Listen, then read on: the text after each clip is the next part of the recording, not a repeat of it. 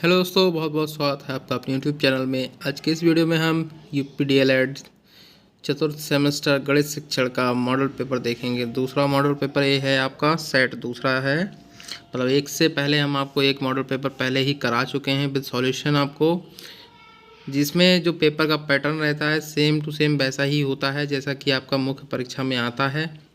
ठीक है, वस्तुनिष्ठ, अति लघुत्तरीय और लघुत्तरीय। और इसमें जो है सबसे पहले 5 आपके वस्तुनिष्ठ यानी कि मल्टीपल चॉइस क्वेश्चन बहुविकल्पीय प्रश्न होंगे। तो इनको देखते हैं। सबसे पहले शुरू करते हैं, ज़्यादा बात नहीं करेंगे। ठीक है, और चैनल सब्सक्राइब करना हो अगर आप पहली बार आए हैं तो कर लीजिए, अदरवाइज़ जो सब्सक्राइबर हैं तो वो सब्सक्राइब बटन दोबारा से ना दबाएं, वरना चैनल अनसब्सक्राइब हो जाता है। तो देखते हैं हम अपना पहला क्वेश्चन है, यदि 7 की घात x-2 बराबर 1 हो तो x का मान बताओ। और x कहाँ पर है? 7 की घात में है। तो हमें क्या करना होगा, इस 1 को भी घात के रूप में बदलना होगा। वैसे तो क्वेश्चन जो है घात वाला है, लेकिन करनी और घात जो थोड़ा सा रिलेट करते हैं एक दूसरे से, तो हो सकता है इस तरह का क्वेश्चन आपको इस बार भी एग्जाम में मिल सकता है। तो इसलिए हमने थोड़ा इसको भी शामिल कर लिया है। तो इसमें जैसे पूछ रहा है कि x का मान होगा 1, 2, 3, 4, ये हैं आपके ऑप्शन। तो इसमें करना क्या होता है आपको कि जो आधार आपको दिया होता है इस तरफ, जैसे x के पावर में है तो 7 जो है आधार है यहाँ पे, x-2 है जो घात है। तो ये बन जो है इसको भी ऐसा ही बदलना पड़ेगा कि ये 7 की घात में बन जाए। कैसे बनेगा इसको देखते हैं। तो इसके लिए आपको ऐसा ना कि घातांक के नियम पता होने चाहिए। घातांक का एक नियम होता है कि किसी भी संख्या की, कोई भी संख्या हो, उसकी घात अगर आपने 0 लगा दी है तो उसका मान 1 होता है। ठीक है, संख्या कुछ भी हो सकती है, 1000 भी हो सकती है, 100 भी हो सकती है, अगर उसकी घात अगर 0 लगा दिए तो उसका मान 1 होगा पूरी। ठीक है, तो जैसे हम यहाँ पर 7 आधार है, इसी हिसाब से 7 आधार और घात 0 लगा लेंगे। ठीक है, 7 आधार की घात 0 अगर लगा लेंगे तो यहाँ पर भी जो है हमारा 1 मान बन जाएगा इसका। 7 की घात 0 का मान 1 ही रहेगा, यानी कि 1 की जगह पे हम 7 की घात 0 लिख सकते हैं। और वो इसलिए लिखा है क्योंकि इधर भी 7 आधार में है। अगर यह आधार जो है कुछ और होता तो हम यहाँ पर उसी हिसाब से यहाँ पर भी दूसरी साइड भी जो है, जहाँ पर वन की जगह यहाँ पर मान लगाया ये वाला, तो यहाँ ले लेते। अब देखो तुलना करते हैं, तो तुलना के हम क्या पाते हैं कि इनके आधार तो बराबर हैं, 7 7 के बराबर है। तो हमें अब मिलेगा क्या, तो देखिए तुलना करने पर जो बराबर है उनको तो हटा देते हैं। अब जो x-2 जो घात में है उसके बराबर में 0 आ जाएगा, मतलब घात घात के, आधार आधार के बराबर है, उसको हटा दिया। अब तो घात घात के बराबर हो जाएगी, यानी x-2 बराबर 0, और x बराबर जो होगा 2 जो है वो माइनस का उधर जाएगा दूसरी तरफ, उसका पक्षांतर होगा, तो ये प्लस का 2 हो जाएगा, यानी x बराबर 2 आपका आंसर सही है। और इस तरह से आपका जो है वो दूसरा विकल्प बिल्कुल सही हो जाएगा। इसके बाद क्वेश्चन नंबर 2 है आपका। यहाँ पर क्वेश्चन है कि अंडर और उसके अंदर है 41 का स्क्वायर और 40 का स्क्वायर। ठीक है, 41 और 40 का स्क्वायर है और कह रहे हैं इसका मान ज्ञात करो। तो इसका मान जो है 9, 10, 8 और 12, इसमें से क्या हो सकता है। तो इस क्वेश्चन को सॉल्व करने के 2 मेथड हैं। एक मेथड ये है कि यहाँ पर आप a² - b² वाला सूत्र लगाकर अंडर में फिर इसे सॉल्व करें, और दूसरा मेथड जो है कि आप डायरेक्ट 41 का स्क्वायर का मान लिख दें और 40 के स्क्वायर का सीधे मान लिख दें। ठीक है, तो देखो अगर इसमें हम इस रूट के अंदर a+b और a-b यानी a² - b² वाला अगर सूत्र लगाते हैं तो हमें जो मान मिलने वाला है तो वो किस तरह से मिलेगा। यहाँ पर जैसे 41 को a मान लें और 40 को अगर b मान लें तो a² - b² बराबर होता है a+b और a-b, यानी कि यहाँ पर हो जाएगा a+b के हिसाब से 41 + 40 हो जाएगा एक ब्रैकेट के अंदर, छोटी ब्रैकेट के अंदर, और दूसरी ब्रैकेट के अंदर हमें मिलेगा 41 यानी a-b यानी 41 - 40। ठीक है, तो हमें जो मान मिलने वाला है वो हमें मिलेगा √81 × 1। ठीक है, यानी कि केवल √81 में मिलेगा, और √81 का मान हमने यहाँ पे निकाल ही दिया, कितना है, 9 है। ठीक है, तो चाहे आप इस मेथड से कर लें, a+b और a-b का सूत्र लगाकर कर लें, या सवाल को आप इस तरह से कर लें जो आपको जो ब्लैक से पहले मैंने कर रखा है। ठीक है, जैसे 41 का स्क्वायर निकाला तो वो होता है 1681 और 40 का होता है 1600, तो इसको घटा लेंगे तब भी 81 ही आएगा। ठीक है, तो चाहे इस तरह से कर लें चाहे इस तरह से कर लें, आंसर इसका 9 ही आएगा। क्वेश्चन नंबर 3 है, इसको हम आपको बहुत डिटेल में पहले ही इसके बारे में बात कर चुके हैं। आपको मैंने समझाया था, जब वर्गमूल का वीडियो मैंने बनाया था, आपको क्लास दी थी उस दिन, तो मैंने उसमें भी आपको समझाया था कि संख्या में अगर वर्गमूल के अंकों की निकालना हो तो किस तरह से आप वर्गमूल के अंक जो है निकाल सकते हैं। तो इसमें क्या करना होता है कि पीछे साइड से आप 2-2 का पेयर बनाना शुरू करते हैं, 2-2 संख्याओं का, ठीक है। अगर लास्ट में एक नंबर बचता है खाली, जैसे मतलब सिर्फ यहाँ पे एक रह गया, तो इसका भी एक पेयर माना जाता है। एक पेयर का मतलब होता है कि वर्गमूल में एक अंक, ठीक है। अब यहाँ चूंकि 3 पेयर बन गए हमारे पास, ठीक है, 3 पेयर बन गए हैं, तो 3 पेयर का मतलब ये है कि हमारे यहाँ वर्गमूल में कितने अंक होंगे, 3 अंक होंगे, इसलिए इसका आंसर जो हो जाएगा वो 3 होगा। क्लियर हो गया। इसके बाद क्वेश्चन नंबर 4 है, यहाँ पर प्रायिकता की सीमा होती है। प्रायिकता की सीमा मतलब प्रायिकता की जो लिमिट होती है, प्रोबेबिलिटी, किसी भी प्रैक्टिकल में प्रोबेबिलिटी की लिमिट कितनी होती है। तो किसी भी प्रयोग में प्रायिकता की जो सीमा होती है वो 0 से 1 होती है। मतलब कि अगर कोई भी प्रैक्टिकल है किसी भी तरह का, अगर उसमें प्रायिकता का मान निकाला जाता है तो उसका मान जो होगा वो 0 से 1 के बीच में ही आएगा, मतलब पॉइंट में ही आएगा आपका आंसर। क्लियर, ऐसा मान जो है इसकी सीमा के अंतर्गत माना जाता है, ठीक है। तो पहला आंसर इसका सही है, 0 से 1। क्वेश्चन नंबर 5 है, मध्यमान, माध्यिका और बहुलक में संबंध है। तो इसमें जो पहला वाला रिलेशन दिया हुआ है यही बिल्कुल सही है। क्लियर है, पहला वाला रिलेशन सही है, बाकी ये सब के सब जो हैं वो गलत हैं, ठीक है। ये सूत्र होता है एक बहुलक निकालने का डायरेक्ट, ये बहुलक निकालने का एक डायरेक्ट सूत्र होता है। कब? जब आपको माध्य और माध्यिका का मान दिया गया हो, ठीक है, या आपको बहुलक का मान दे रखा हो और माध्य का मान हो तो माध्यिका निकालनी हो, तब डायरेक्ट ये सूत्र का यूज़ करते हैं। मतलब इन तीनों में से किसी का भी मान निकालना हो और 2 का मान किसी का दे रखा हो तब इस सूत्र का प्रयोग हम करते हैं, ठीक है। तो ये पहला वाला जो है इसका ऑप्शन सही है। अब देखते हैं हम अति लघुत्तरी। तो अति लघुत्तरी में सबसे पहला क्वेश्चन हमने लिया है घनमूल का, जो है करने की घात 3 है, यानी कि घनमूल लेना है किसका, 0.216 का मान ज्ञात कीजिए, मतलब इसका घनमूल निकालना है। तो घनमूल निकालने के लिए आप जो है 2 तरीके हैं इसके भी, कि आप या तो 0.6 3 बार गुणा करके जो है आप सीधे डायरेक्ट लिख दें, या 216 को आप जो है पहले भिन्न में बदलें, भिन्न के बाद उसके गुणनखंड करके तब इसका आंसर जो है वो निकाल लें। देखो मैंने ये क्वेश्चन आपको दोनों तरह से करा रखा है वैसे तो, ठीक है। नीचे साइड में आप देख सकते हैं, यहाँ पर नीचे साइड में मैंने जो डायरेक्ट वाला मेथड जो मैं आपको पहले अभी बताया था, 0.6 का 3 बार गुणा कर दोगे तो आपको 0.216, ठीक है, ये मिल जाएगा। 216 नहीं बोलेंगे इसको, ठीक है, 0.216 बोलेंगे इसको। तो ये इसका जो 0.6 3 बार गुणा करेंगे तो यही मिलेगा, यानी कि इसका जो 0.216 का घनमूल होगा वो 0.6 हमें मिल जाएगा। अगर आपको फैक्टर इस तरह से पता है डायरेक्ट आप लिख सकते हैं, अदरवाइज ये तरीका जो है सरल वाला बिल्कुल, ठीक है, बिल्कुल बेसिक वाला मेथड, ये घनमूल का चिन्ह लगा देंगे, ठीक है। और यहाँ पर हम क्या करते हैं कि 0.216 जो है अपॉन, फिर यहाँ पर लेंगे 1, नीचे क्या करेंगे 1 ले लेंगे, ऐसे के इसको लिखते हैं। देखो समझ लो इसे कैसे करते हैं, 0 पॉइंट और यहाँ पे मतलब घनमूल का साइन लगा देंगे, 0 पॉइंट यहाँ पर पॉइंट हो जाएगा और ये 1.216 अपॉन यहाँ पे 1 लेते हैं, ठीक है। फिर यहाँ पे इसको कैंसिल करेंगे पॉइंट को, तो 3 0 आ जाएंगे, यहाँ पे कितने आ जाएंगे, 3 0 आ जाएंगे। और यही 3 0 आपकी जो भिन्न बनेगी वो इस तरह की बन जाएगी, 216, आप इसको बोल सकते हैं 216/1000 इसको बोल सकते हैं। अब फिर क्या करेंगे, 216 के फैक्टर कितने हो जाएंगे, 6 छंग 36 छक्का 216, और 1000 का तो आपको पता है 1000 10 गुणा 3 बार गुणा हो जाएगा। फिर इसका जो है 3 3 का पेयर बनता है, फिर 3 3 का पेयर बनना है आराम से, एक पेयर में से ऊपर से 6 निकल जाएगा, नीचे से 10 आ जाएगा। घनमूल और वर्गमूल में पेयर वाला सिस्टम मैं आपको पहले ही समझा चुका हूँ कि जब वर्गमूल लेना होता है तब 2 का पेयर बनाते हैं आवाज गुणनखंड का या गुणनखंडों का, ठीक है, जो संख्या के गुणनखंड होते हैं। और जब घनमूल लेना होता है तो 3 3 का पेयर बनता है। तो यहाँ पे हमको घनमूल ही तो लेना है, तो हो जाएगा 6/10, और 6/10 को हम क्या लिख सकते हैं, 0.6 लिख सकते हैं। क्या लिख सकते हैं, 0.6 लिखा जा सकता है 6/10 को, सही है। तो इसका यही आंसर हो जाएगा। एक बाग में क्वेश्चन नंबर 7 है, एक बाग में आम के 2304 पेड़ हैं, प्रत्येक पंक्ति में उतने ही पेड़ हैं कि जितने की बाग में पंक्तियां हैं। तो पंक्तियों की संख्या ज्ञात कीजिए, ठीक है। क्या करना है, तो पंक्तियों की हमें संख्या ज्ञात करनी है। तो इसमें ये बोल रहा है कि आपने जो बाग में कुल पेड़ जो लगाए हैं वो हैं 2304 पेड़, ठीक है। प्रत्येक पंक्ति मतलब एक पंक्ति में उतने ही पेड़ हैं कि जितनी बाग में आपने पंक्तियां लगाई हैं। जैसे मान लो आपने 5 पंक्तियां लगाई हैं बाग में, तो 5 ही पेड़ हैं, प्रत्येक हर एक पंक्ति में आपने 5 ही पेड़ लगाए हैं। सही है। तो ये है, इसमें पूछ रहा है कि पंक्तियों की संख्या बताओ कितनी होगी। तो आता है माना, तो इसको मान लेंगे, माना बाग में कुल पंक्तियां, तो माना बाग में जो कुल पंक्तियां हो जाएंगी वो हो जाएंगी x, ठीक है।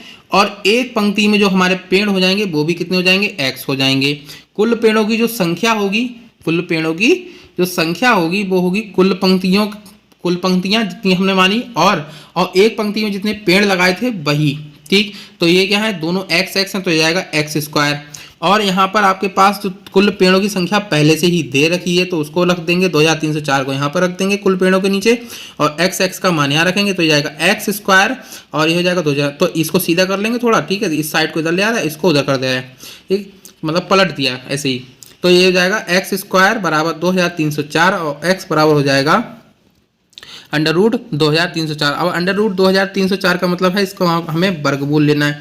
तो वर्गमूल आप दोनों विधियों से किसी भी विधि से ले सकते हैं, या तो आप लासा करके गुणनखंड करके निकाल लो, ठीक है, इस तरह से निकाल लो। 2304 का जो है अभाज्य गुणनखंड कर लो, या आप भाग विधि का प्रयोग कर सकते हो, जो यहाँ पर भाग विधि हमने करा रखी है।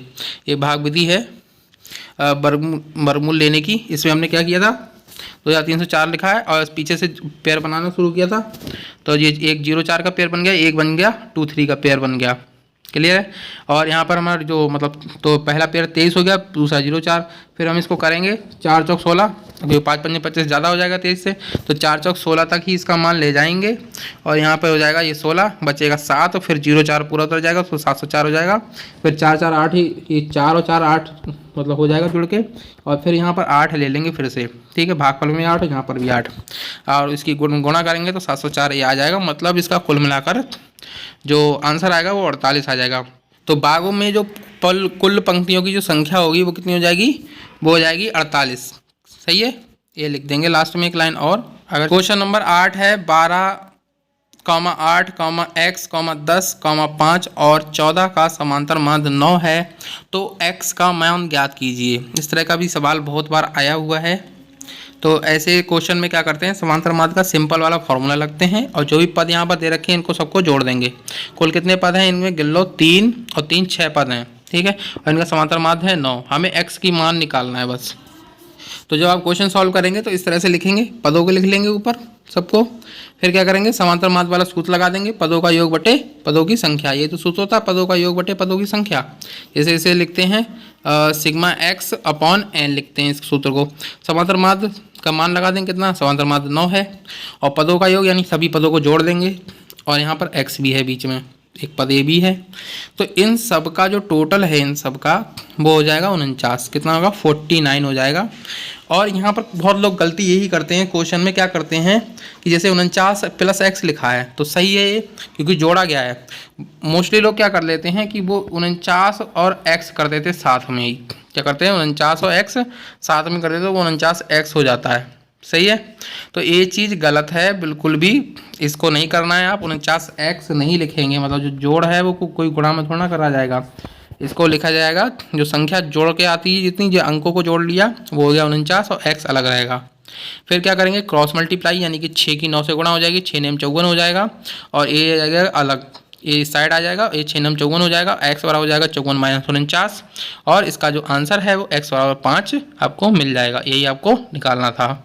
क्वेश्चन नंबर 9 है, tan 47 प्लस tan 43 बटे 1 माइनस tan 47 इंटू tan 43 का मान ज्ञात कीजिए।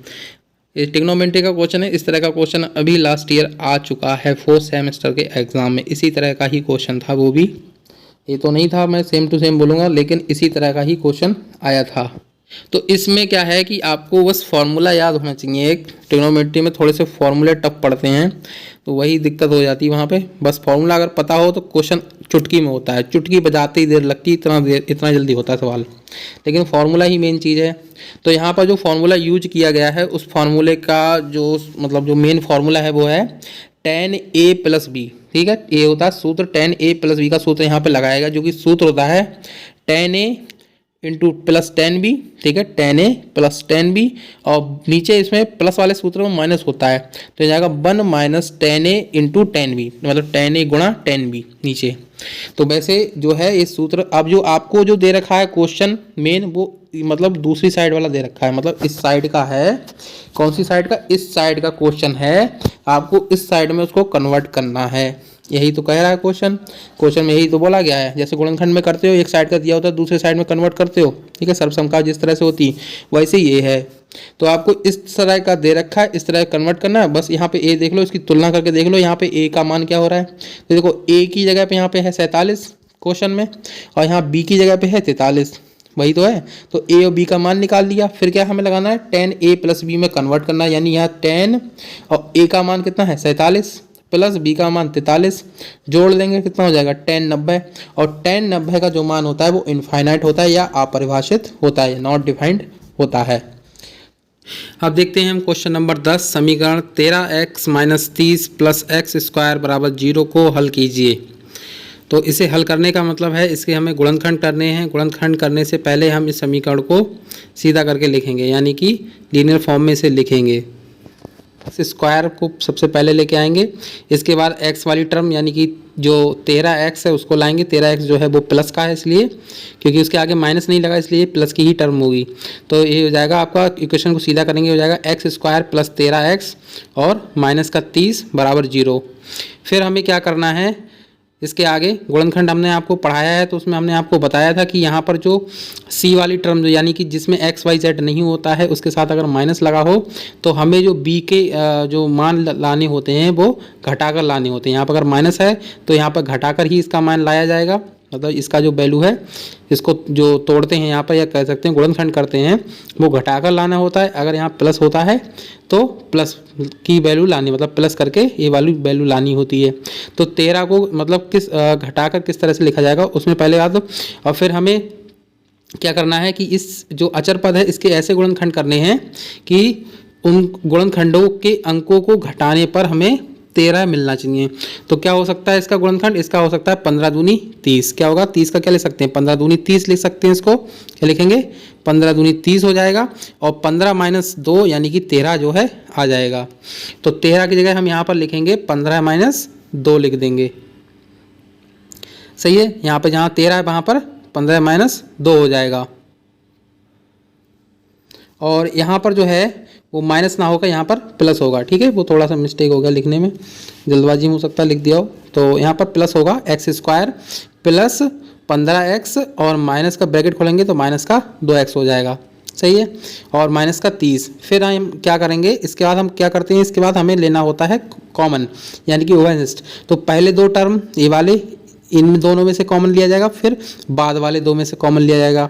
तो पहले दो में देखते हैं क्या कॉमन हो सकता है। पहले दो में केवल x कॉमन है, क्या है, सिर्फ x कॉमन हो सकता है, क्योंकि यहाँ पर भी x है इधर भी x हो सकता है, इसके अलावा कोई और चीज़ कॉमन नहीं है दोनों में।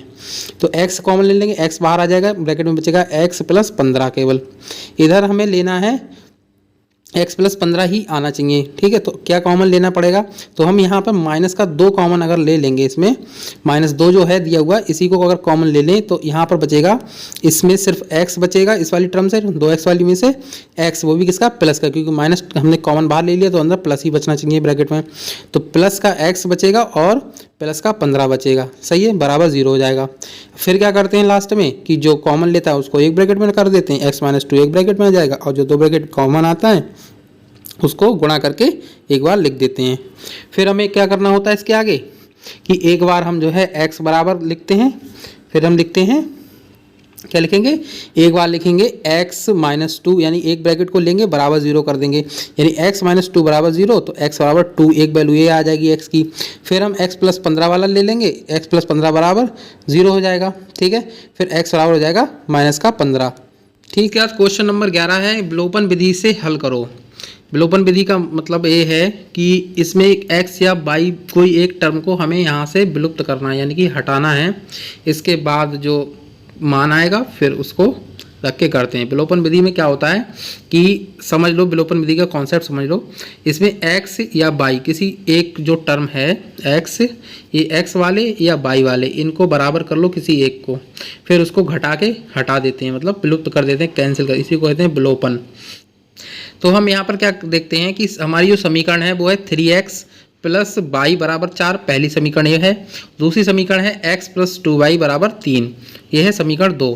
तो यहाँ पर क्या देखते हैं हम कि दो जो है दूसरी इक्वेशन है उसमें x जो है केवल और y में यहाँ पे 2 है, लेकिन ऊपर वाले में y है केवल और यहाँ पर x। तो मतलब a क्या कर सकते हैं, या तो इस टर्म को बराबर करना है, ठीक है। अगर आप जो है इस टर्म को बराबर करेंगे तो हमें पहली वाली इक्वेशन में 2 से गुणा करना पड़ेगा, तभी 2y होगा। अगर आप इसको बराबर कर रहे हैं नीचे वाली इक्वेशन को, इनको x को बराबर करना है तो आपको यहाँ पे 3 से गुणा करना होगा, सही है। अगर y को बराबर करना है तो ऊपर वाले में 2 से करेंगे, अगर x को बराबर करना है तो नीचे वाले में 3 से करेंगे, तभी तो हो जाएगा। हमने 3 मतलब x वाली टर्म ही बराबर कर ली, तो हमने समीकरण 2 में 3 से गुणा कर दिया। यहाँ पर कितना, समीकरण 2 में 3 से गुणा कर दिया है, तो ये हो जाएगी 3x प्लस का 3 दूनी 6y और प्लस का 3 तिया 9। तो अब जो 2 इक्वेशन है वो बन जाएगी 3। तो अब हम केवल 1 और 3 को ही हल करेंगे। हल करने का मतलब ये है कि हम पहली और तीसरी इक्वेशन को घटा लेंगे। क्या करेंगे, पहली इक्वेशन जो हमारी 3x प्लस वाई बराबर 4 है, उसमें से जो तीसरी वाली इक्वेशन जो हमने निकाली है गुणा करके वो तीसरी हो गई, तो वो 3x प्लस 6y जो और बराबर 9, इसको घटाएंगे। घटाने पे क्या होता है कि जो जिस इक्वेशन को घटाते हैं उसके पीछे वाले चिन्ह बदल देंगे, ठीक है। तो जो दूसरी वाली इक्वेशन घट रही है तो इसके सभी नीचे प्लस प्लस के चिन्ह हैं, 3x भी प्लस का है, 6y प्लस का है, 9 भी प्लस का है, फिर इन सभी चिन्हों को क्या करेंगे, माइनस का कर देंगे। तो अब जो नीचे वाली इक्वेशन है इसके चिन्ह प्लस के ना होके माइनस के हो गए सभी। तो यहाँ नीचे 3x, यहाँ नीचे जो 3x माइनस का है, ऊपर 3x प्लस का है, तो ये कैंसिल हो जाएगा। ऐसे नीचे जो है माइनस का 6y है, प्लस का y है, तो यहाँ बचेगा घट के और घटेगा, विपरीत चिन्ह हो गए। एक विपरीत चिन्ह होने पे घटे, लेकिन क्या होगा, 6 जो है माइनस का 6y बड़ा है, इसीलिए अब बचेगा घट के माइनस का 5y, ठीक। और यहाँ पर बचेगा माइनस का 5, सही है। तो y बराबर हो जाएगा माइनस का 5/5, यानी ये कैंसिल हो जाएगा। आपका आंसर कितना आ जाएगा, 1 आ जाएगा। y बराबर 1 आ गया। फिर क्या करते हैं, इनमें से किसी भी इक्वेशन में, मतलब पहली, दूसरी, तीसरी, किसी में भी मान रख दो। मोस्टली हम पहले में ही मान रखते हैं जो हमें मिलता है। तो जो y का मान 1 आया है, यहाँ से क्या करना है, हमें x का भी तो मान निकालना है, x भी तो चाहिए। तो x के लिए हमें क्या करना होगा कि किसी एक इक्वेशन में y का मान रख देंगे। तो पहले वाले में रख देंगे, सही है। पहली वाली इक्वेशन क्या है, पहली वाली इक्वेशन थी हमारी 3x प्लस y बराबर 4, और y का मान जैसे ही हमने 1 यहाँ पर रख दिया, 3x प्लस 1 बराबर 4 हो जाएगा।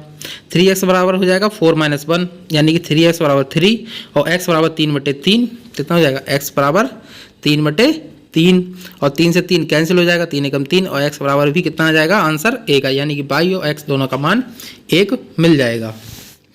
अगला क्वेश्चन नंबर 12 है। एक क्वेश्चन जो है इसी से रिलेटेड सेम क्वेश्चन अभी डीएलएड 3rd सेमेस्टर के एग्जाम में आया है, और इसलिए प्रीवियस ईयर के पेपर में भी इसी तरह का सेम क्वेश्चन आया। डीएलएड 3rd सेमेस्टर में था, आया जो पेपर उसमें, तो डी यहाँ पर कोण है जो ये वाला, इसका मान 100 दे रखा है, इसमें 140 है, ठीक, इतना ही अंतर है। तो अभी डीएलएड 2021 के पेपर में आ चुका है, डीएलएड 3rd सेमेस्टर में, इसी के जैसा ही बिल्कुल। तो एक क्वेश्चन ये है कि निम्न चित्र में ABCD एक चक्रीय चतुर्भुज है जिसकी भुजा AB और शीर्ष ABCD से होकर जाने वाले वृत्त का व्यास जो है AB, जो है AB क्या है, जो AB दिख रहा है जो में, ये है व्यास, और A क्या है, AB यहाँ पर C बिंदु होगा, ठीक है, C जो अंदर C ही लिखा है, भीतर लिखा हुआ है ABCD, ठीक है। एक इस टाइप से ये चक्रीय चतुर्भुज बन रहा है। ABCD जो है एक ABC और D, फिर A एक चक्रीय चतुर्भुज है, और इसी से तो वो कह रहा है कोण ADC का मान कितना है, 140 है, तो BAC का मान बताओ। ये है, इसको समझ लो, बहुत ही इजी और अच्छा क्वेश्चन है। कैसे, देखो, जो ABCD और ये फिर A, ये इतना जो है, ये वाला, ठीक, लाइन उधर बाहर निकल गई, ये जो इतना है वो क्या है, एक चक्रीय चतुर्भुज है। क्या है, चक्रीय चतुर्भुज। तो चक्रीय चतुर्भुज में जो कोण यहाँ पर आपको जो D दिख रहा है, ये D, जिसको ADC बोला गया है, ADC बोला गया है। ये वाला जो कोण है, थोड़ा सा जूम करके दिखाते हैं, देखो बहुत ध्यान से समझना। ये जो ADC कोण है, ये वाला जो कोण दिख रहा है, ये इसका जस्ट क्या है, सम्मुख कोण है, ठीक, किसमें, एक चक्रीय चतुर्भुज में। ये जो चक्रीय चतुर्भुज है, ये वाला इसका बिल्कुल सम्मुख कोण है। और चक्रीय चतुर्भुज में क्या होता है, सम्मुख कोण क्या होते हैं, एक जो होते हैं 180 अंश के होते हैं। तो जब ये वाला कोण, कौन सा वाला, जब ए वाला ए वाला कोण जो है, ए अगर 140 है तो ये कितना बचेगा, ये कितना बचेगा 40 ही तो बचेगा। 180 में से घटाओगे 140 कितना 40 ही तो बचेगा। तो इसीलिए ए वाला जो कोण है आपका कौन सा, ये 40 हो गया। अब फिर हम लेंगे इस त्रिभुज को, आप चक्रीय त्रिभुज को छोड़ देंगे, फिर हम लेंगे इस वृत्त के अंदर ये त्रिभुज जो बना हुआ है इसको लेंगे, फिर इस त्रिभुज को लेंगे तो इसमें लगेगा अर्धवृत्त। देखो ये अर्धवृत्त पे जा, मतलब ये व्यास है, इसका मतलब ये है कि ये आधा वृत्त ये है, आधा वृत्त ऊपर का है। तो अर्धवृत्त में ऐसे कहीं पर अगर कोण बनता है, ये परिधि पर जो कोण बनता है यहाँ पर ये वाला, तो इस कोण का मान होता है 90 अंश। कितना होता है 90 अंश, यानी कि समकोण होता है। ये थ्योरम भी है वृत्त में कि अर्धवृत्त में बना कोण समकोण होता है। तो भाई देखो ये वाला जो आपका है ये 90 हो गया, ये 40 हो गया ये वाला, तो ये कितना बचेगा, अब 180 में से घटा के ये निकाल लेंगे, 90 40 हो जाएगा। ज्योमेट्री के क्वेश्चन में सबसे बड़ी कन्फ्यूजन लोगों को ये रहती है कि लैंग्वेज कहाँ से लिखना चाहिए, शायद आपको भी होती होगी। तो इसमें क्या करना है आपको, जो भी चीज़ आप सबसे पहले कंसीडर करते हैं, मतलब जिस चीज़ से आप शुरुआत करते हैं क्वेश्चन की, उसी से लिखना स्टार्ट कर देते हैं। या ऐसा कह सकते हैं कि जो जो दिया होता है पहले क्वेश्चन में वो लिख देते हैं। तो यहाँ पर जो है आपको ABCD जो एक चक्रीय चतुर्भुज है, इस चक्रीय चतुर्भुज में आपको कोण ADC जो है वो पहले से ही दिया था, जिसका मान है 140 अंश। सही है। और इसी तरह का ये क्वेश्चन है अभी DLED थर्ड सेमेस्टर में 2021 के पेपर में गणित में आया है, जिसमें जो ADC की वैल्यू थी वहाँ पर 100 अंश दी गई है। सेम इसी तरह का क्वेश्चन आया है। और 2020 में आपका ये फोर्थ में, 2020 और 19 में जो है आपका फोर्थ में आ चुका है। तो पुरानी साइड में, और हम शायद इससे पहले भी बता चुके होंगे इस क्वेश्चन को। तो यहाँ पर हम देखते हैं सबसे पहले कोण जो आपका ट्रायंगल है, तो यहाँ पर हम शुरुआत कर रहे हैं चक्रीय चतुर्भुज ABCD से। तो यहीं से लैंग्वेज लिखना शुरू करेंगे। चक्रीय चतुर्भुज ABCD में कोण ADC बराबर 140 अंश। और यहाँ पर हम देखते हैं कि जो चक्रीय चतुर्भुज हमारा बन रहा है ये ABCD, इसमें जो D कोण है इसके सामने का जो कोण है कौन सा, B है। बिल्कुल जस्ट सामने का कोण कौन सा है, B कोण है बिल्कुल इसके सामने का, ये D और इसके सामने का B। इस B कोण को हम लिखेंगे ABC या CBA, ABC ही लिख लें तो ज़्यादा सही लगेगा। तो यहाँ पर जो कोण ADC और कोण ABC है, इन दोनों का मान जो मिलाकर कितना होगा 180 अंश। वही हमने लिखा है यहाँ पर, कोण ADC प्लस कोण ABC बराबर 180 अंश। क्यों, रीज़न इसका ये होता है कि चक्रीय चतुर्भुज में सम्मुख कोण जो होते हैं वो 180 अंश के होते हैं, या चक्रीय चतुर्भुज में कोण जो होते हैं संपूरक होते हैं, सम्मुख कोण। ये ऑब्जेक्टिव में आपको मैंने एक क्वेश्चन कराया है इसी में का। तो ADC जो है 140 हो जाएगा, ABC का मान कितना हो जाएगा 180 में से 140 घटा देंगे, कितना आ जाएगा ABC का मान आ जाएगा 40 अंश आ जाएगा। यानी कि आपका ये वाला जो कोण है वो 40। अभी हमने आपसे पहले ही इसी में चर्चा कर ली है कि ये वाला 90 अंश हो जाएगा। बाकी इसको निकालने के क्या करेंगे, अब हमें ये देखना है कि जिस कोण को हमें निकालना है वो ट्रायंगल में है। तो कौन से ट्रायंगल में है, ABC में या ACB में। तो यहाँ पर लिखेंगे त्रिभुज ABC, क्या लिखेंगे त्रिभुज ABC। कौन सा, ए वाला त्रिभुज ले रहे हैं। अब हम इस त्रिभुज को ले रहे हैं। अब चक्रीय चतुर्भुज को हम छोड़ देंगे, अब हम देखेंगे त्रिभुज को। तो ए वाला जो त्रिभुज है ABC, इसमें एक कोण जो है वो 90 हो गया, ए वाला आपका 40 हो गया। वही हमने लिखा है कि ACB बराबर वही हमने लिखा है कि ACB plus ABC plus BAC, इन तीनों कोणों के हम नाम लिख लेंगे। फिर इनके मान रखेंगे, एक का है 90 अंश, एक का है 40 अंश, एक का BAC का हमें निकालना है। सही है। तो ये हो जाएगा 90 और 40 जोड़ के 130, और BAC यानी कि जिस कोण को हमें निकालना था, BAC कोण को ही तो निकालना है। किसे निकालना है, BAC, किसे, इस कोण को हमें निकालना था, इस वाले को। तो यही कोण जो है हमारा वो कितना आ जाएगा 50 अंश जो है इसका आंसर आ जाएगा। ठीक, 180 में से 130 को घटाएंगे, 50 अंश जो है आंसर। नेक्स्ट क्वेश्चन है, दो वृत्त की परिधियों का अनुपात 2:3 है, उनके क्षेत्रफलों का अनुपात ज्ञात कीजिए।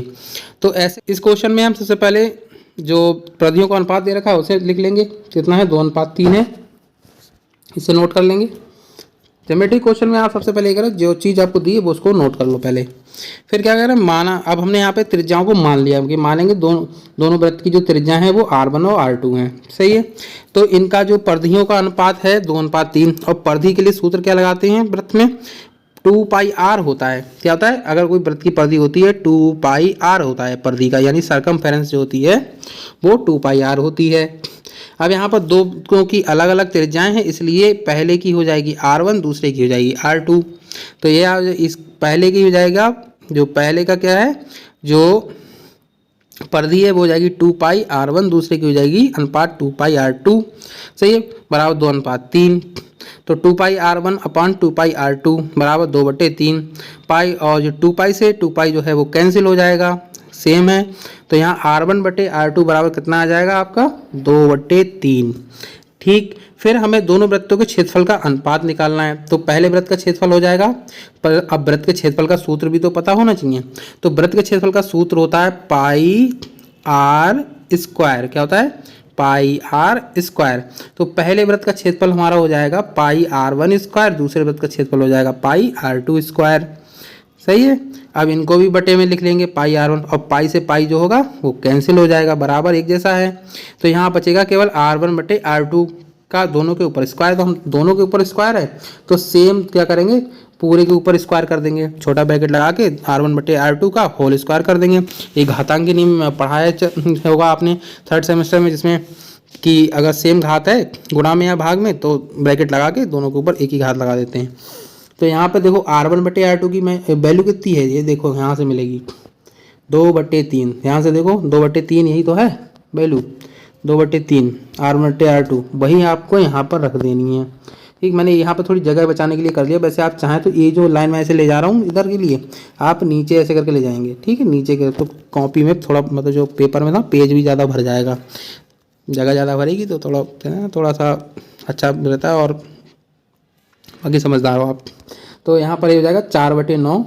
ठीक, इसको खोलेंगे स्क्वायर को तो हो जाएगा 4/9, और 4/9 को हम क्या लिख सकते हैं 4:9। तो यानी कि क्षेत्रफल का जो अनुपात हो जाएगा वो कितना हो जाएगा 4:9। अब फिर अगर आपको परिधियों के अनुपात से क्षेत्रफलों का अनुपात पूछ रहा है तो केवल खाली इसका स्क्वायर करना होता है। यही आपके जो आगे आप बढ़ते हैं तो वही शॉर्ट ट्रिक बन जाती हैं। क्या बन जाती है, शॉर्ट ट्रिक ऐसे ही कि बस परिधियों का अनुपात दे रखा, क्षेत्रफल का अनुपात निकालना, खाली स्क्वायर कर दो बस। ठीक, नेक्स्ट क्वेश्चन है आपका 14वां क्वेश्चन है, एक वृत्ताकार मैदान के बाहर की सीमा से लगा हुआ चारों ओर 3 मीटर चौड़ा रास्ता है। मैदान की परिधि अगर 36 पाई मीटर हो तो रास्ते के बाहर को घेरने से कुल कितने मीटर तार की आवश्यकता होगी, यह है क्वेश्चन। तो इसे देखो समझो बहुत ध्यान से, ये आपका मैदान यानी ये खेत है अंदर अंदर ये, और इसके बाहर ये रास्ता है, जो थोड़ा सा लाइन वाइज खींच रखी है, ये क्या है, ये रास्ता है। क्या है, यह रास्ता है बाहर से। ठीक है, और अंदर ये वाला मैदान है, ये बाहर से रास्ता है ये वाला। तो इस रास्ते की जो चौड़ाई है वो 3 मीटर है। तो इसमें देखो, इसमें इस कंडीशन में क्या होता है, एक त्रिज्या अंदर साइड की बनेगी जो मैदान की होगी, एक ऐसी त्रिज्या होगी जो रास्ता और मैदान दोनों को मिलाकर बनेगी, वो बड़ी होगी। सीधी सी बात है। तो वो कह रहा है कि जो मैदान की परिधि कौन सी, ए वाली जो अंदर अंदर की है, ये अंदर अंदर की जो परिधि केवल बोला, त्रिज्या वगैरह कुछ नहीं दी है। तो ये परिधि जो है वो 36 पाई मीटर है।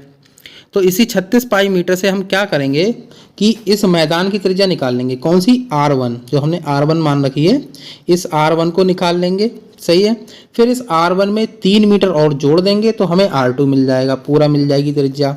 फिर हमें क्या करना है कि हमें इस जो बाहर वाला ये जो बाहर जो है, बाहर वाला जो है, बाहर वाला जो, अब अंदर वाला नहीं, ये बाहर वाला, क्योंकि तार जो घेरेगा वो बाहर से तो घेरेगा, इसको ऐसे करके रास्ते को बंद करेंगे जब।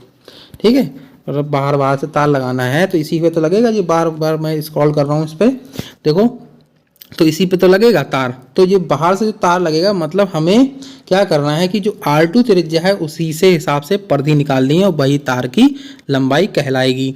तो पहले तो हम क्या करते हैं कि मैदान के जो परिधि दे रखी है उसके हिसाब से त्रिज्या लिखाएंगे। तो यहाँ लिखेंगे वृत्ताकार मैदान की जो परिधि है बराबर 36 पाई मीटर, और परिधि का सूत्र यहाँ पर देखो, क्योंकि पहले अंदर वैसे 2πr होता है सूत्र, लेकिन यहाँ पे त्रिज्या r1 है तो यहाँ पे लिखेंगे 2πr1 बराबर 36 पाई। फिर क्या होगा, r1 बराबर हो जाएगा 36 पाई बटे 2π। सही है, पाई से पाई कट जाएगा, 2 से काट लेंगे, 18 दूनी 36। तो r1 जो होगी वो कितनी आ जाएगी, वो आ जाएगी 18 मीटर। कितनी आ जाएगी, 18 मीटर। फिर 18 मीटर में क्या करना है कि 3 मीटर और जोड़ देंगे, जो कि क्या है, रास्ते की चौड़ाई है। तो हमें R2 यानी कि ये बड़ी त्रिज्या मिल जाएगी, इस बड़ी। अब देखो जो रास्ते को बाहर से घेरने में जो तार लगेगा वह क्या होगा, रास्ता सहित मैदान की परिधि होगी। तो रास्ता सहित मैदान की जो परिधि होगी उसके लिए हम सूत्र अब लगा देंगे 2πr2। R2 का मान है 21, तो यहाँ पर हो जाएगा, मान लगा देंगे 2 पाई का मान 22/7 और 21 7 21 कट जाएगा, 7 21 3 हो जाएगा। ठीक है, फिर इनकी तीनों की गुणा कर लेंगे और आंसर आपका आ जाएगा 132 मीटर। यानी जो तार आपको लगाना है वो कितना आ जाएगा, 132 मीटर। 15वां क्वेश्चन है, सलमा अपनी बहन रेशमा से 10 वर्ष बड़ी है। 4 वर्ष पहले सलमा की आयु रेशमा की 2 गुनी थी। सलमा और रेशमा की वर्तमान आयु ज्ञात कीजिए। तो दोनों की क्या करेंगे, देखो एज वाले क्वेश्चन में क्या करते हैं, पहले वर्तमान आयु को मान लेते हैं। जो निकालना होता है एज वाला हो, इस तरह के जो अज्ञात राशियों वाले क्वेश्चन होते हैं जो, तो क्वेश्चन कह रहा है कि जो सलमा है वो अपनी बहन रेशमा से 10 साल बड़ी है। मतलब तुलना किससे कर रहा है, रेशमा से तो कर रहा है वो। तो रेशमा की पहले एज मानोगे तभी तो सलमा 10 साल उससे बड़ी होगी। तो वर्तमान आयु दोनों की मानेंगे, सबसे पहले लिखेंगे माना रेशमा की वर्तमान आयु वो हो जाएगी x वर्ष। तो सलमा की जो वर्तमान आयु हो जाएगी वो कितनी हो जाएगी, वो x + 10 वर्ष हो जाएगी। अब 4 वर्ष पहले बोला गया, 4 वर्ष पहले, पहले में क्या करेंगे, घटाएंगे। जैसे आप देखो एज वाले क्वेश्चन क्या होते हैं, कठिन इसलिए लगते हैं कि हम उन्हें भूत समझ लेते हैं, भूत नहीं होते हैं सवाल।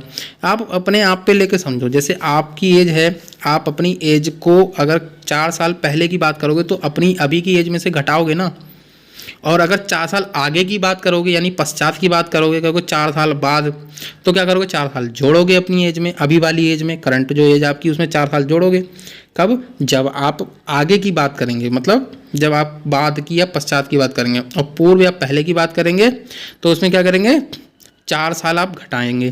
तो वही करना है कि 4 वर्ष पहले की एज निकालने के लिए हमें क्या करना होगा कि रेशमा की जो आयु है उसमें से x - 4 कर देंगे और सलमा की जो आयु है उसमें से जो कितनी थी वो x + 10 थी, तो उसमें से x + 10 - 4 यानी कि 10 में से 4 घटेगा, कितना बचेगा, 6।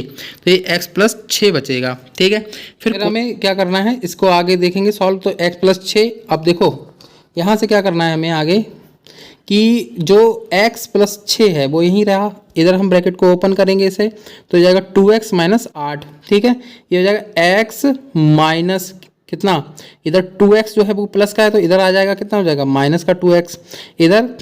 अब ये क्या है, हमने करा क्या यहाँ पे, हम सिंपल जो समीकरण हल करते हैं वही मेथड तो है। इसे तो आप मतलब जिसको आता होगा वो तो कर लेगा, बहुत इजी चीज़ है ना, बिल्कुल। x वाले एक तरफ, अंक एक तरफ, -x बराबर -14। अब x और जो माइनस से माइनस क्या होगा वो कैंसिल हो जाएगा, माइनस से माइनस कैंसिल हो जाएगा, तो x बराबर कितना हो जाएगा, 14। ठीक है, तो रेशमा की जो वर्तमान आयु है वो कितनी मानी थी हमने, x वर्ष मानी थी, तो इसलिए रेशमा की जो वर्तमान आयु है वो 14 वर्ष हो जाएगी। और सलमा की जो है वो कितनी थी, x + 10 मानी थी, तो इसलिए 10 + 14 कितना हो जाएगा, 24 साल इसकी एज हो जाएगी। क्वेश्चन नंबर 16 है, अब किसी भिन्न का हर अंश से 2 अधिक है। यदि अंश में 5 जोड़ा जाए तो भिन्न में 1 की वृद्धि हो जाती है। भिन्न ज्ञात कीजिए।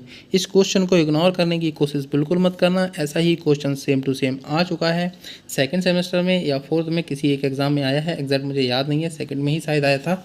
लेकिन ऐसा नहीं है, पेपर में जो क्वेश्चन होते हैं 2nd और 4th का थोड़ा सा सिलेबस मिलता जुलता है ना। ये वाला जो पार्ट है आपका, जो संख्याओं वाले भिन्नों वाले सवाल हैं जो थोड़े से मिलते जुलते, तो हो सकता है कि कहीं का क्वेश्चन किसी में भी रख सकते हैं।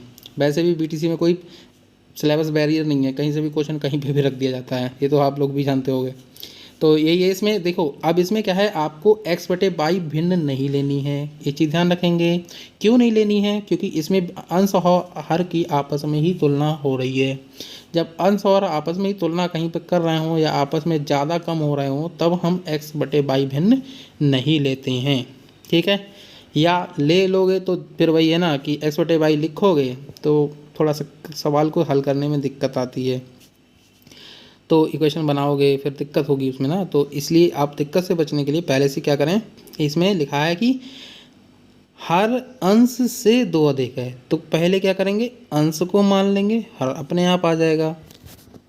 तो यहाँ पर हमको क्या करना है कि अंश जो है उसको माना कितना, x, हर कितना है उसका दोगुना, मतलब सॉरी 2 अधिक है, दोगुना नहीं है, 2 अधिक है, हर जो है वो अंश से 2 अधिक है यानी x + 2 हो जाएगा। और भिन्न क्या होती, भिन्न होती अंश बटा हर होती है भिन्न। भिन्न क्या होती है? अंश बटा हर। तो यहाँ अंश है x और हर है, तो भिन्न आपकी हो जाएगी x बटे x प्लस 2, ये हो जाएगी भिन्न।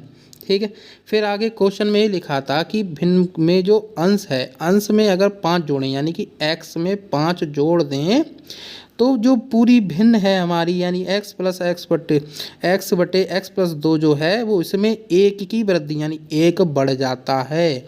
बस यही लाइन अगर आपने लिख दी सही से तो क्वेश्चन पूरा सही कर दोगे। फिर से समझो, क्वेश्चन में आगे है कि अगर अंश में यानी x में 5 जोड़ दोगे तो जो पूरी भिन्न है बराबर में पूरी भिन्न जो है उसमें एक जोड़ दोगे पूरे में, मतलब एक बढ़ जाता है। तो क्या करेंगे हम, अब इतना कंडीशन लिख देंगे, फिर ये जो इतना x वाला पार्ट है इसको उठाकर भी इधर ले आएंगे पक्षांतर करके, तो ये माइनस का हो जाएगा। यहाँ पे देखते हैं दोनों के हर समान हैं, हर समान है, ठीक है, तो इनका लासा भी वही आ जाएगा x प्लस 2। फिर क्या करेंगे x प्लस 5, और जब हर समान होते हैं तो ऊपर वाली संख्या जो जुड़ रही हैं घट रही हैं वही काम कर लेते हैं। तो अंश जो होता है जोड़ा घट रहा है, तो देखो यहाँ घट रहा है, x प्लस 5 में से x घट जाएगा, तो यहाँ बचेगा सिर्फ x में से x जो है x प्लस माइनस का ये घट जाएंगे यानी घट जाएगा, तो सिर्फ 5 बटे x प्लस 2 यही तो बचेगा। केवल कितना बचेगा? 5 बटे x प्लस 2 यही तो बचेगा सिर्फ, बराबर एक वो चल ही रहा है आपका बराबर में। तो यहाँ पर क्या होगा, क्रॉस मल्टीप्लाई कर लेंगे। क्रॉस मल्टीप्लाई करेंगे तो 5 तो एक साइड रह जाएगा, x प्लस 2 होगा वो एक साइड पहुँच जाएगा, x प्लस 2 की 1 से गुणा करेंगे x प्लस 2 ही बचेगा। तो x बराबर हो जाएगा 5 माइनस 2, क्या हो जाएगा? 5 में से 2 घटा लेंगे, x बराबर 3 आ जाएगा। भिन्न कितने थी? x बटे x प्लस 2, मान रख देंगे x बराबर 3, तो 3 हो जाएगा 3 बटे 3 प्लस 2 यानी कि 3 बटे 5 जो है इसका आंसर आ जाएगा भिन्न का। भिन्न x बटे y जब लेते हैं जब अंश और हर की आपस में तुलना नहीं हो रही हो, या कम ज़्यादा नहीं हो रहा, या दुगना या तिगुना ना हो रहा हो आपस में अंश और हर में। सीधे वहाँ लिखा हो कि अंश और हर में एक मतलब एक भिन्न है, उसमें x में अंश और हर दोनों में एक एक जोड़ दिया, दोनों में एक एक घटा दिया, इस तरह से जो सीधे दिए होते हैं कंडीशन, उसमें समीकरण भी बनते हैं। ठीक, ये वाला बिना समीकरण कैसे सिंपल सरल समीकरण से सॉल्व हो जाता है, ये वाला वो तो युगपत समीकरण बड़ा वाला बनता है उसमें। आगे बढ़ते हैं। अब बढ़ते हैं, हम देखते हैं 17वां क्वेश्चन। क्वेश्चन है 2 अंकों वाली संख्या के अंकों का गुणनफल 12 है। संख्या में 36 जोड़ देने पर संख्या के अंकों का स्थान बदल जाता है, तो संख्या में इकाई यानी प्रथम अंक बताओ। संख्या नहीं पूछ रहा है पूरी, केवल इकाई का अंक पूछ रहा है इसमें। तो यहाँ पर सबसे ज़्यादा लोग जो कन्फ्यूज होते हैं वो यहाँ होते हैं आके, कहाँ? संख्या के अंकों में बदलना मतलब स्थान बदल देना। तो इसी को आप ध्यान से समझ लेना बस। चूँकि यहाँ पर देखो इस क्वेश्चन में इकाई दहाई में कोई तुलना तो हो नहीं रही है, तो हम एक्स वाई मान सकते हैं इकाई और दहाई को, यानी प्रथम अंक जो है वाई मान लेंगे और जो दहाई है उसको एक्स मान लेंगे। तो पहली कंडीशन ये कह रही है कि संख्या के जो अंक हैं उनका जो गुणनफल है यानी गुणा है वो कितना है? 12 है। तो यानी एक्स वाई बराबर 12 हो जाएगा, और वाई बराबर कितना हो जाएगा या लिख सकते हैं। पहली चीज़ ये लिख सकते हैं कि एक्स बराबर 12 बटे वाई, और दूसरी चीज़ हम यहाँ पे लिख सकते हैं जो हमने लिखी है वाई बराबर एक्स बटे 12, जो भी चाहें आप लिख सकते हैं। ठीक, लेकिन लिखेंगे एक ही चीज़, ये नहीं कि दोनों चीज़ें लिख दें एक साथ। इसको हम फर्स्ट इक्वेशन डाल देंगे, ठीक है, प्रथम समीकरण बना लेंगे। अब हम बनाते हैं अपनी संख्या, जो संख्या बननी चाहिए इन इकाई दहाई के हिसाब से संख्या कौन सी बननी चाहिए। तो संख्या बनाने का सूत्र हम बहुत पहले आपको बता चुके हैं। क्या करते हैं संख्या बनाने के लिए कि इकाई लिखते हैं, प्लस करते हैं, फिर दहाई में 10 का गुणा कर देते हैं। तो दहाई यहाँ पे इकाई कितना है? वाई, दहाई कितना है?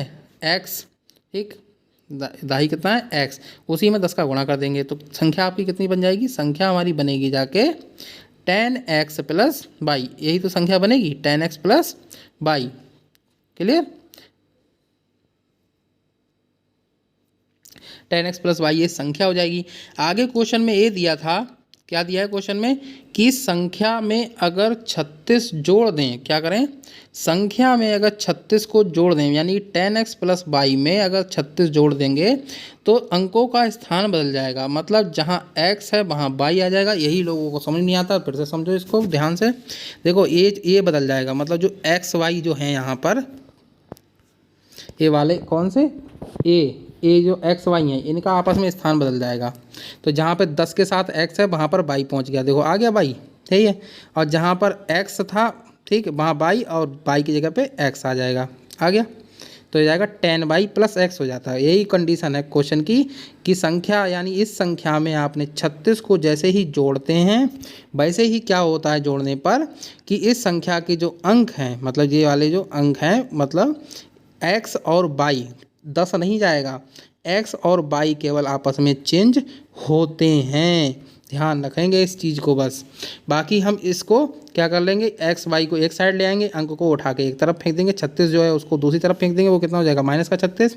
इधर 10y और x इनको दोनों को लाएंगे, माइनस माइनस के हो जाएंगे, तो ये जाएगा माइनस का 10x - x प्लस y और माइनस का 10y, ये हो जाएगा 9x - 9y बराबर 36।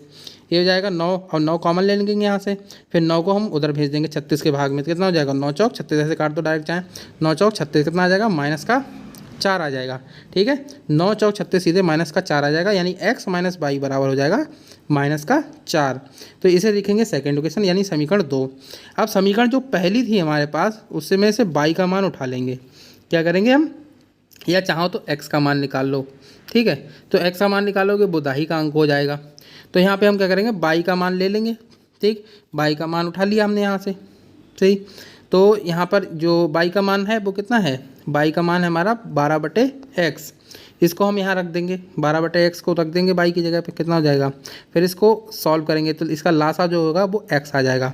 ये इन दोनों टर्म का, क्योंकि यहाँ पर 1 होगा इसके नीचे, कुछ होगा नहीं, तो इसका लासा हो जाएगा x, और ये इससे सीधे गुणा हो गया x² - 12, ये हो जाएगा ऊपर x² - 12 हो जाएगा। यहाँ पर इसे थोड़ा जूम कर देते हैं, x² - 12 और बराबर -4, तो वो चलता ही रहेगा उधर।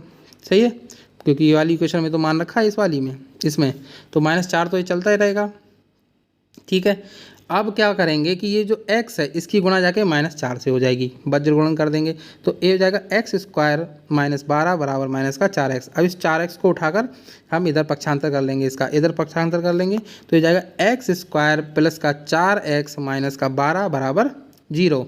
अब हमें क्या करना है, 12 के ऐसे फैक्टर करने हैं कि जिनको घटाने से हमें 4 मिलना चाहिए। तो 6 दूनी 12, ये तो सकता है, 6 - 2 कितना हो जाएगा 4, 6 - 2 यानी कि 4। अब इस ब्रैकेट को ओपन करेंगे तो जाएगा x² प्लस का 6x माइनस का 2x माइनस 12। अब यहाँ से x कॉमन ले लेंगे तो कितना हो जाएगा x + 6, यहाँ से -2 कॉमन ले लेंगे तो यहाँ पे भी ब्रैकेट में x + 6 हो जाएगा। ब्रैकेट सेम है, यानी कि हमारा सारा क्वेश्चन जो है वो बिल्कुल सही है। तो जो अब इसमें क्या करते हैं, यहाँ से गुणनखंड वाला प्रोसेस अपनाया, तो यहाँ पे क्या x - 2 एक ब्रैकेट में और गुणा में जो है x + 6 इंटू आ जाएगा। अब इसका जो है बारी बारी से मान निकालेंगे, तो यहाँ पे x बराबर लिखेंगे x - 2 बराबर 0, तो एक वैल्यू आएगी x बराबर 2, और x + 6 बराबर 0, तो जाएगा एक मान आ जाएगा -6, यानी x के हमें 2 मान मिल जाएंगे। अब हमें y का मान निकालना है, तो y का मान निकालने के लिए क्या करेंगे, y बराबर 12/x, जो कि हमारे लिए समीकरण 1 जो थी हमारी, ये वाली समीकरण 1 थी ये वाली, इसमें हमें y की वैल्यू तो निकालनी है। तो अब हम क्या करेंगे यहाँ पे, अब यहाँ पे रखें y बराबर 12/x, यानी कि 12/2 यानी 6 इसका आंसर आ जाएगा। और 6 हमारा यही क्या है, यही हमने इकाई का अंक माना था, यानी प्रथम अंक जो है वो कितना हो जाएगा आपका, वो हो जाएगा 6। ठीक है, इसका आंसर जो है फाइनल आंसर 6 आ जाएगा। लास्ट क्वेश्चन इस वीडियो का, और वीडियो अभी तक देख रहा है आपने पूरा देखा हो, अगर नए हैं चैनल पर तो सब्सक्राइब ज़रूर करें बिल्कुल, और जिससे हमें थोड़ा सा प्रोत्साहन ज़रूर मिलता है, पैसा नहीं मिलता है, आपको बता दें चैनल मोनेटाइज ये नहीं है इस समय, कोई रुपया नहीं है, कोई पैसा नहीं, कोई जीरो इनकम। ठीक है, और सिर्फ एक सेवा भावना से चला रहे हैं अभी तक। मोनेटाइज पता नहीं जब होगा तो देखा जाएगा, कभी होगा तो नहीं होगा, तब की तब देखेंगे, फिलहाल अभी नहीं है हाल फिलहाल। तो इतना तो कर सकते हो, वीडियो लाइक कर सकते हो, और चैनल पर नए हो तो सब्सक्राइब कर ही सकते हो, इतना तो कर ही सकते हो, आपका इसमें कोई पैसा नहीं जाएगा। तो एक इस क्वेश्चन को देखते हैं लास्ट वाले। एक मदारी की टोपी शंकुआकार है, शंकु के जैसी है, कैसी है, ऐसे इस टाइप की टोपी है। ठीक है, मदारी की जैसे बर्थडे वाली टोपी। यदि उसमें जो है 840 वर्ग सेंटीमीटर कपड़ा लगा हो, तो गोल सिर का परिमाप जो है 56 सेंटीमीटर हो, तो टोपी की तिरछी ऊंचाई ज्ञात कीजिए। देखिए, इसमें जो गोल सिर होता है ऊपर शंकु में, जो बर्थडे वाली टोपी होती है, जैसे उसमें जो ऊपर जो आपको जो दिखता है ऊपर जो कागज होता है जो ऊपर का, ठीक है, वही क्या होता है, वक्र पृष्ठ होता है उसका। क्या होता है, शंकु का वक्र पृष्ठ होता है वो, मतलब ऊपर का जो एरिया जिसमें कपड़ा, जैसे तंबू होता है तो तंबू का कपड़ा होता है जो शंकु में, शंकु टाइप का जो बना होता है, और जो कोन वगैरह होते हैं आइसक्रीम के कोन, जो ऊपर ऊपर का जो एरिया होता है, जो नीचे के साइड का छोड़ के ऊपर का जितना जो, तो देखो ये है कि गोल सिर का परिमाप वो बोल रहा है कि जो नीचे ये वाली चीज़ है इसका परिमाप, ठीक है, इसकी जो गोलाई जो है वो 56 क्या है सेंटीमीटर।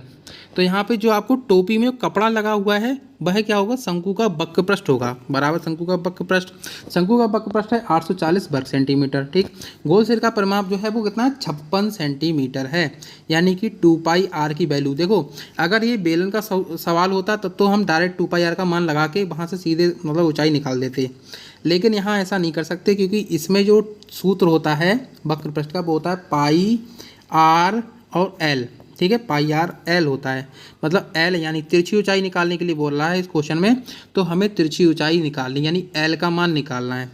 तो क्या करना है हमें कि यहाँ पर त्रिज्या निकालनी पड़ेगी, जो गोल सिर का परिमाप है यानी कि 2πr का जो मान है इसमें से r हमें निकालना पड़ेगा। तो r हम क्या करेंगे, देखो 28/पाई, हम देखो 2πr बराबर 56, r बराबर कितना हो जाएगा 56/2π, सही है। अब 2 से इसको देखो कैंसिल कर सकते हैं, 2 से 56 को कैंसिल करेंगे, 28 दूनी 56 कितना हो जाएगा 28 आ जाएगा यहाँ पर। अब 28/पाई ही लिखेंगे, अभी इससे त्रिज्या को हम सॉल्व नहीं करेंगे, पूरा आर को सॉल्व हम बाद में कर लेंगे वहाँ पर आगे। फिर देखो टोपी में जो लगा हुआ कपड़ा है वो कितना है 840 था, वो हमने पहले लिख लिया, और टोपी में लगा कपड़ा क्या होता है वक्र पृष्ठ, तो हो जाएगा पाई आर एल बराबर कितना हो जाएगा 840।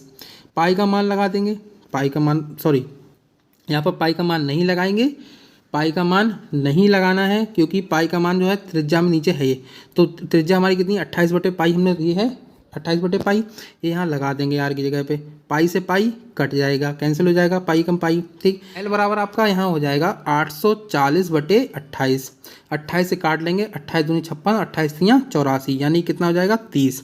तो एल बराबर कितना आ जाएगा 30, एल जो होगा 30 आ जाएगा, एल यानी तिरछी ऊंचाई जो हो जाएगी वो 30 हो जाएगी। तो तिरछी ऊंचाई हमारे पास जो थी 30 यानी कि 30 सेंटीमीटर जो हो जाएगी तिरछी ऊंचाई हो जाएगी इसकी। इसी के साथ ये क्वेश्चन आपका हो गया। बस इसमें क्या था कि आपको पाई आर एल की वैल्यू दे रखी थी, पूरे पाई आर एल की वैल्यू दे रखी थी और 2πr की, तो वहाँ से 2πr से हमें आर का मान निकाल के इस आर में इसमें जो पाई आर एल में रख के एल का मान निकाल लेना था, ठीक है। और ऑल द बेस्ट आप सभी को एक्स के एग्जाम के लिए। वीडियो पूरा देखा हो तो लाइक ज़रूर करना, और यहाँ तक आए हो तो चैनल पर नए हैं सब्सक्राइब जरूर करें, और जल्दी मिलते हैं किसी और नेक्स्ट इंटरेस्टिंग वीडियो के साथ। थैंक यू सो मच, जय हिंद, टेक केयर।